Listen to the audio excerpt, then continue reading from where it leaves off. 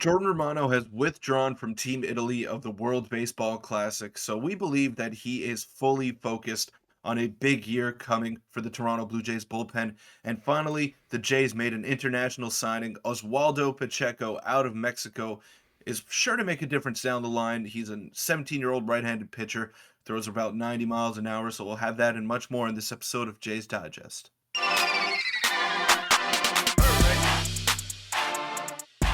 What's up, Jays fans? I'm your host, Peter Vryonis, alongside host Nick Gosse. I want to thank you all for the support that we've been getting. It's been unbelievable ride so far. We've had a couple of problems getting our videos out on time lately, but we want to thank you for showing support nonetheless, and let's just get into the video. Yeah, it's been great. We're on the road to 7K subscribers, so make sure to hit the subscribe button. And thanks for bearing with us through the late uploads.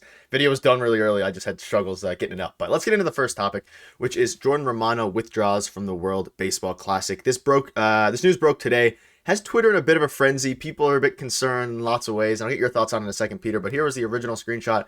Jamie Campbell broke the news early this morning saying Blue Jays Jordan Romano has withdrawn from Team Italy for the upcoming World Baseball Classic, followed up by Shai Davidi saying Jordan Romano was also recently approached by the Canadian team about playing for Canada in the World Baseball Classic and declined as well. Italy is playing out of the Pool A in Taiwan. So this obviously came as a big surprise for a lot of, Jays fans, a lot of baseball fans in general, I guess a lot of, people from Italy and stuff like that. Do you have any thoughts on what this could mean? Do you think it means something big? Do you think it's potentially injury related, or do you think he's just focused on a huge upcoming year for the Jays? I think he's focused fully on the Blue Jays because Romano now, for the first time in a couple years, has a threat to take his job, whether it be Eric Swanson, whether it be Chad Green once he's ready to come back. There's a wealth of options in the Blue Jays bullpen that have potential to take over that closer role if Jordan Romano does not perform up to his standard. Now, I think he'll remain the closer throughout the season. I think he's a very good pitcher and an integral piece in that bullpen for the Jays, and probably their most dominant as well. But, I think he just wants to remain healthy. Freak injuries happen all the time in the World Baseball Classic. And Italy, like you mentioned in that tweet there, is playing in Taiwan. Now, that's a big trip that takes a lot of adjustment for a professional athlete who is mainly in North America throughout the years. So I think that's one of the reasons, and I think the main reason is that he just wants to stay healthy and contribute as much as he can to the Blue Jays throughout the season. Yeah, and as of the time of recording this, there's no reason released yet. I'm sure there should be over the next day or two, but I tend to agree with you. And obviously, players have done this tons of times before, but obviously, because it's Jordan Romano, we're discussing it a bit more. But it was also interesting that he, got asked by Team Canada to play, and I know he was committed to playing for Team Italy if he was going to play, and I believe he did say in the past that he was going to play for Team Italy. But like you said, maybe he sees not, the competition that he has. I don't know if I would say he's worried about his job necessarily, but I think, the Jays are prepared to go on a World Series run this season, and they want to prepare for that. So, kind of focusing fully on the season. Spring training is a week and a half away or less, so there's a lot of revving up to do, and I guess a trip to Taiwan wasn't in his best interest, in his opinion. I guess not. And I've seen a lot of people on Twitter saying that Jordan Romano shouldn't be the closer. They should go out and get a bona fide guy that's been a top dog in the bullpen for a long time, and maybe doesn't have your prototypical closer stuff, in an extra third dominant pitch.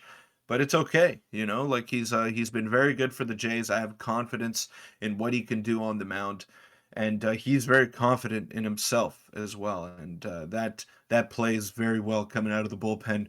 You need to be a little bit different to pitch out of the pen. You got to be an egomaniac. You got to throw hard, and you kind of got to be a loner as well. So I think Jordan Romano is all of those things, and he's laser focused, and he's going to be ready to go once spring training rolls around. Yeah, he definitely has a mentality, and I guess we'll take a minute here just quickly to touch on how he's done as a Blue Jay in his career, because we haven't really had a full video on him and gotten our opinion much on him. So in 2020 was obviously his full, full year as a high leverage guy, 1.23 ERA. And then ever since 2020, he's taken off. 2021, excellent year, 62 games, 2.14 ERA. Could have easily been an All-Star that year. 2022, which was last year, of course, a 2.11 ERA in 63 games, was named an All-Star. And obviously, he doesn't have the stuff per se that Edwin Diaz has or some of the other elite closers, but his numbers speak for themselves. You can look at his peripherals. He has very solid peripherals for the most part. A couple of red flags there that people who don't like Jordan Romano tend to use against him, like the average exit velocity and hard hit.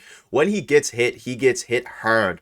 But at the same time, he has a lot of other extra peripheral stuff. He doesn't get hit hard that often. He strikes out a lot of guys. He's our biggest, K rate guy, at least until Chad Green comes into the equation. And he averages a 97 mile per hour fastball, which is pretty good. He can touch 100. There were times, obviously, in his career that we've seen, and you've seen, of course, Peter, where he hits 100 the whole outing, or almost every pitch is 100, is 90 on 100. But then there's sometimes where it's 95, 96. There's sometimes where he uses his slider too much, people say. So I don't know. I think he's ready to be a closer, Mhm. and I don't know. I'm excited to see what he does next year with all the competition, Eric Swanson and all those people in the shadows. Yeah, I just think they had to use him way too much last year because there weren't as many options in the bullpen. Now, I don't know if you remember early on in the season, the Jays were playing a ton of one-run games, and it was just not conducive to winning, and that's why they just couldn't get into a big winning streak early on in the year. They were winning every game by one run. That means that Jordan Romano had to come in and save pretty much 2 out of 3 games, and by the time midseason rolled around or the All-Star break, he started to slow down. He was at around 96, 97 miles an hour. Maybe he touched 98 once in a while, but he just wasn't the same Romano that we saw in late 2021 and early 2022 as well. So I think with the new additions, he's going to stay fresh and he's going to be able to contribute all year long. Yeah, he has the mentality for it, and it's gonna be exciting to see. But let us know in the comments what your thoughts are on all of that and why you think he might have left the World Baseball Classic, and or maybe the news will be broken by the time we upload this. But let's get into the next topic, which is a quick one, and we don't have too much information on this guy. Peter, you're the one who actually saw this. I didn't even see the initial signing. So this is posted by a account. It's an international signing. Buys Boz Puro, I butchered that, but to Toronto, the young pitcher from Capital, Oswaldo Pacheco, graduated from that academy, signed with the Blue Jays to begin his journey in the MLB. And Peter, I'll let you take over here for a minute or two just to discuss what you do know about him. There isn't much information on him, but we did want to cover this because I'm sure a lot of you guys haven't seen it because I myself didn't see it until Peter showed it to me. Yeah, I don't even know what to think of this because I couldn't find any stats of Oswaldo Pacheco. Now, I know he was on the youth team, I believe, for the Yucatan Lions in the Mexican Baseball League. They were fourth place. They were a pretty good team, but he didn't pitch for them. He was only 17 years old, so I don't know whether he's a phenom or not. But the Jays got him. He seems to be a pretty tall, lanky kid. Maybe he's got some potential in that arm. He throws around 90 miles an hour now, and I'm sure if he fills out, he'll probably get up to 95, 96 because he does have the typical pitcher frame that you'd like to see. So his slider is pretty good. Apparently, that's what I was reading or trying to understand in the Spanish articles that I was seeing of him. But I don't know. It's an international signing. It's not a big splash. They didn't throw that much money at him.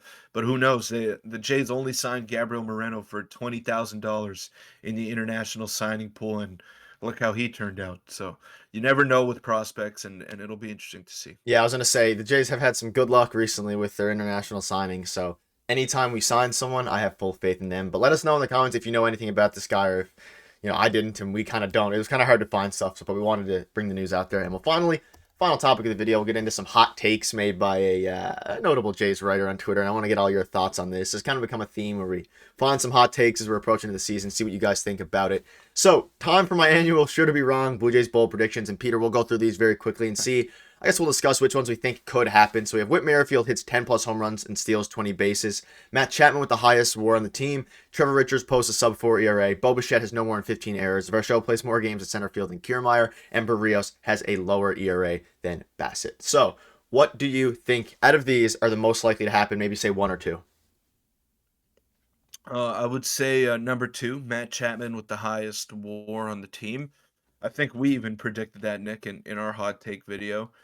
And the second one, hmm, I'd say Whit Merrifield is pretty realistic, depending on how much he plays. Like he went on a bit of a power surge later in the year last season, and he showed that he could steal a lot of bases. And With the shift gone, the bigger bases, I think he's got a real shot to swipe 20 bags. Yeah, so I agree with you. I was going to go with the Merrifield one as well. The Chapman one could happen, though. If we're hoping that Vladdy has a great year, I could see him surpassing. But obviously, Chapman's defense is the big thing. I don't think the Trevor Richard one is going to happen at all. I don't even know if he's going to get enough, I mean, maybe he has a sub-4 ERA in minimal Exactly. innings.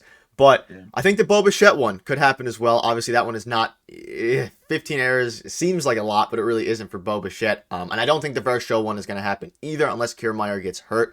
And then Barrios having a lower ERA than Bassett is interesting. I think they both finish with a pretty similar ERA in the high or mid to high threes, I think is where they both finish. If Barrios has a 0.4, like point whatever, like 3.4 ERA and Bassett has a 3.5, I wouldn't be surprised. But let us know in the comment section below which one you think is the most likely to happen. And we have 1 and 2 as probably the most likely to happen. Danny Jansen elected prime minister is probably the least likely to happen at all of those, as Josh Goldberg mentioned that. It's probably more likely than Trevor Richards' Yeah. sub-4 ERA. Yeah, I just don't think Trevor Richards gets enough time in games to have a sub-4 ERA. But that'll wrap up this video.